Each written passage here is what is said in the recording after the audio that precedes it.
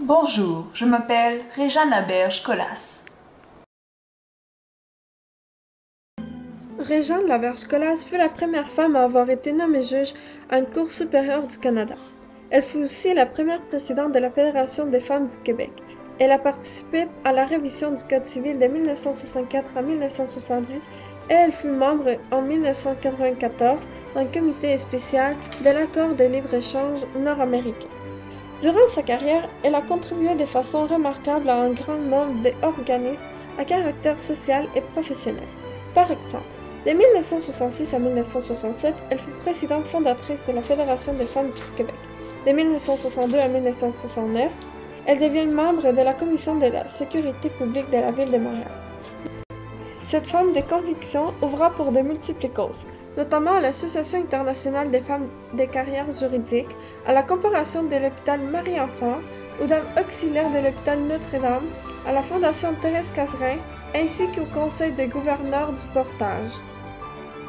Une fois diplômée de la faculté de droit de l'Université de Montréal, elle excella aux examens du barreau en se classant première en 1952.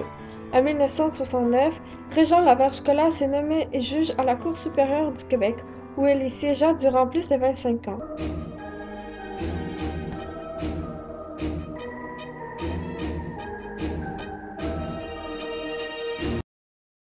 Elle fut nommée conseillère de la Reine en 1968 et en 1971, l'Université Bishop lui a décerné un doctorat honoris causa en droit civil.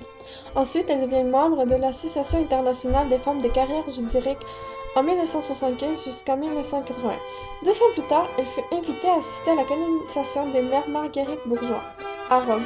Puis en 1988, le gouvernement général du Canada l'a nommée la très grand honorable Jean Sauvé.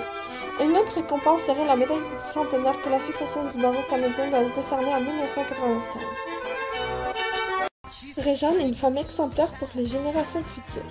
En effet, elle a ouvert la voie aux femmes sur le marché du travail dans la magistrature et il y a eu de plus en plus de femmes qui se sont impliquées depuis son entrée dans ce domaine.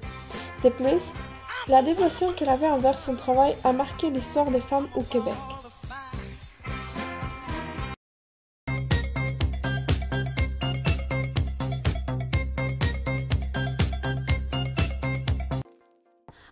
Durant toute sa carrière d'avocate, elle soulignait ses valeurs humaines qu'elle chérissait beaucoup.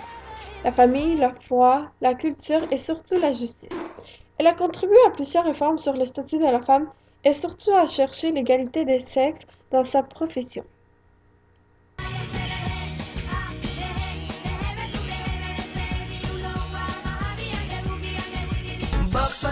Elle était intègre, car elle était impartiale de où sa qualité de juge. De plus, cette femme altruiste s'impliquait dans diverses causes telles qu'aider les personnes avec des problèmes de toxicomanie. De plus, Réjeanne était une femme très audacieuse car elle fut la première femme à accomplir beaucoup d'exploits dans le milieu de la magistrature, surtout pour son époque, et elle avait réussi à se classer première aux examens du barreau du Québec. Pour finir, Réjeanne était une chercheuse et elle avait beaucoup de curiosité naturelle.